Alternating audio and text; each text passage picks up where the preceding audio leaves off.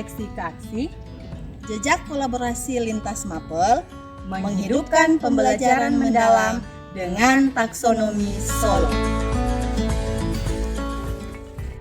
Inilah praktik baik pembelajaran mendalam berbasis inquiry kolaboratif dari tim tangguh peserta BIMTEK Pembelajaran Mendalam BGTK Provinsi Sulawesi Utara.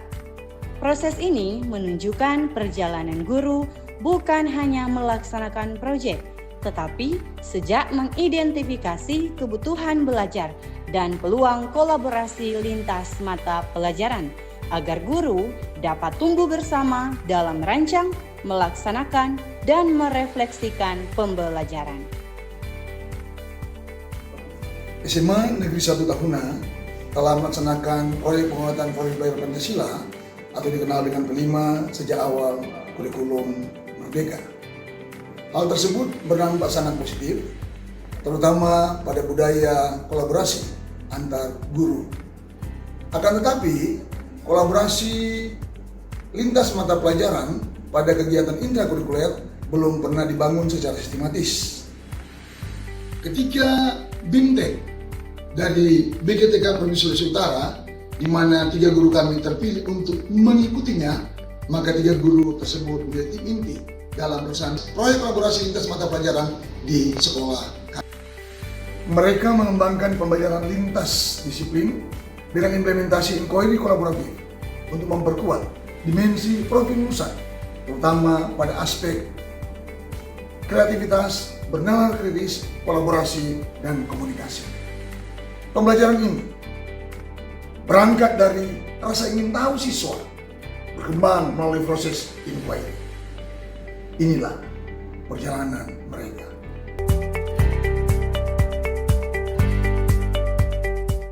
Pada tahap assess, 3 guru model mengidentifikasi kebutuhan sekolah, mengumpulkan data, dan menetapkan fokus aksi nyata, yakni melaksanakan proyek kolaborasi lintas mapel dalam pembelajaran reguler. Adapun tantangan hasil assess, yang pertama, jumlah guru sedikit, sementara rombongan belajar banyak. Yang kedua, guru mengampu lebih dari 1 mata pelajaran. Yang ketiga, guru mengajar di jenjang berbeda.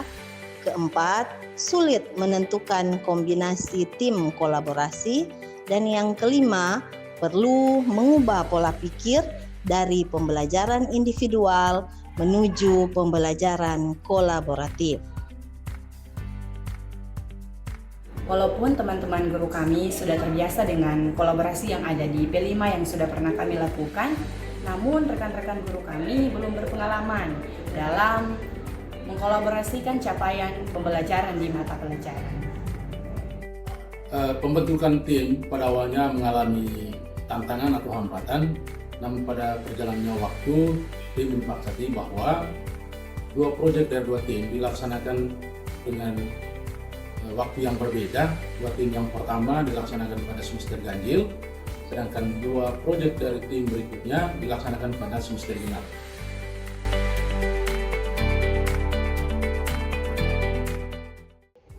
Pada tahap desain, guru model mendampingi guru mata pelajaran untuk menyusun rencana pembelajaran dan alur proyek.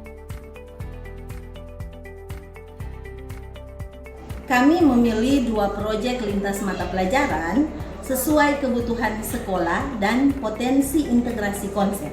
Tema yang kami sepakati untuk tema yang pertama dengan judul Sains di Balik Kesehatan dan Kebersihan yang mengkolaborasikan mata pelajaran fisika, kimia, dan biologi. Untuk tema yang kedua, kami mengambil judul Bersama Menjaga Bumi, Solidaritas Sosial untuk Keberlanjutan Hidup yang mengkolaborasikan mata pelajaran Pendidikan Agama Kristen dan Budi Pekerti, Geografi, dan Sosiologi. Pemilihan tema ini berdasarkan analisis kebutuhan, relevansi dengan kehidupan siswa, dan potensi numerasi serta literasi sains sosial yang kuat. Pada tahap desain, guru model mendampingi guru mata pelajaran untuk menyusun rencana pembelajaran dan alur proyek. Saya mendorong inovasi asesmen formatif berbasis taksonomi Solo. Dengan pendekatan ini, guru dapat melihat perkembangan pemahaman siswa secara lebih jelas. Sementara itu, siswa sendiri terbimbing untuk berpikir lebih terstruktur lagi dan mendalami setiap proses belajar mengajar. Melalui penerapan asesmen formatif taksonomi Solo, saya lebih mudah melihat perkembangan dan pemahaman siswa. Setiap tahap berpikir terasa lebih jelas dan pembelajaran menjadi lebih terarah. Siswa pun lebih mudah dalam mengeksplorasi konsep secara mudah. Pada tahap implementasi, guru melaksanakan rencana yang telah dibuat. Guru model hadir sebagai pendamping reflektif.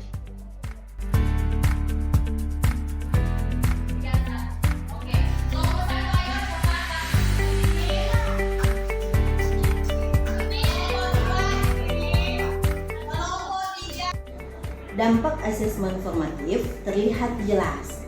Guru mulai melambat memperdalam materi ataupun pemahaman, bukan mengejar target materinya. Konsekuensi yang terjadi adalah pergeseran jadwal, lalu kemudian terjadi perubahan mingguan, tahapan dalam perubahan mingguan, lalu kemudian itu tidak menjadi masalah karena ini adalah bagian dari proses pembelajaran mendalam. Kami selalu berusaha untuk saling mengingatkan, baik itu untuk rekan-rekan guru ataupun peserta didik, bahwa yang menjadi fokus paling utama itu bukan hanya sekedar menyelesaikan proyek, tetapi bagaimana kita berusaha untuk memahami sebuah proses.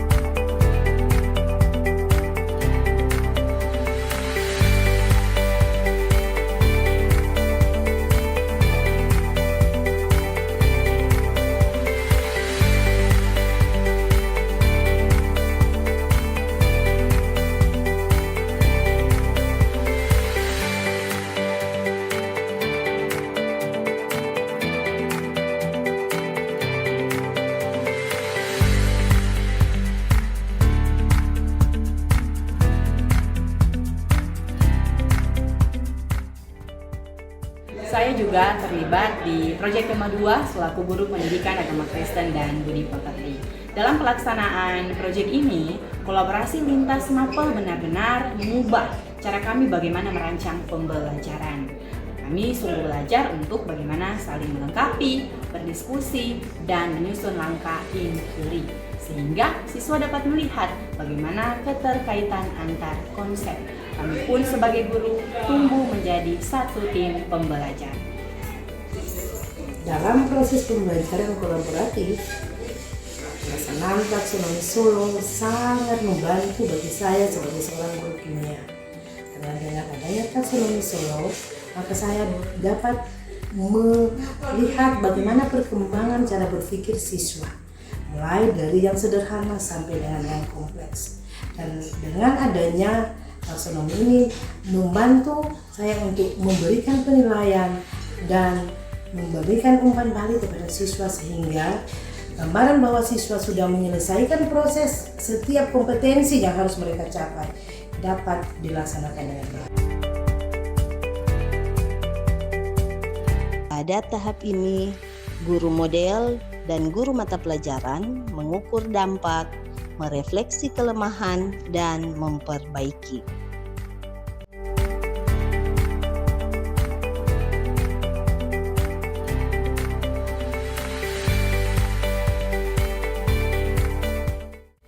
Pada refleksi tema 1, sains di balik kesehatan dan kebersihan, kami menemukan bahwa pelaksanaan asesmen sumatif tidak terlaksana secara maksimal karena guru masih terbawa pola P5 yang berfokus pada gelar karya.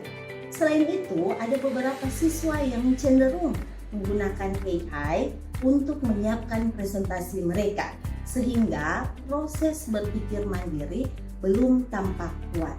Hal inilah yang menjadi temuan dari tim kami, sehingga kami berusaha untuk memperbaiki strategi pembelajaran dan asesmen pada tema yang kedua.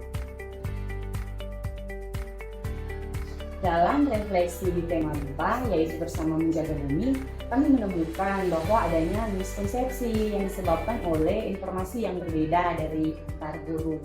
Namun, kami sungguh bersyukur ketika ada briefing intensif yang dilaksanakan 1 minggu sebelum asesmen sumatif, itu menjadi penyelamat yang menentukan arah pembelajaran.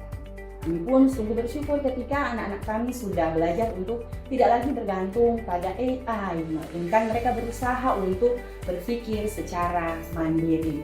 Nah, dalam asesmen sumatif pun, kami sudah tidak lagi berfokus pada gelar karya, melainkan bagaimana kami berusaha untuk menilai kebermaknaan proses belajar dari.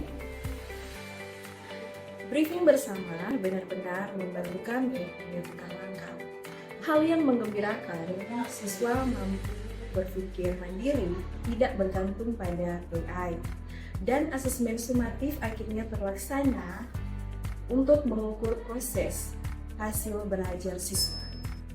Saya melihat peningkatan nyata pada proyek tema 2 kali ini. Kolaborasi guru semakin solid. Miskonsepsi dapat diatasi melalui briefing yang dilakukan antar guru dan siswa, mulai menunjukkan kemandirian dalam berpikir tanpa tergantung pada AI.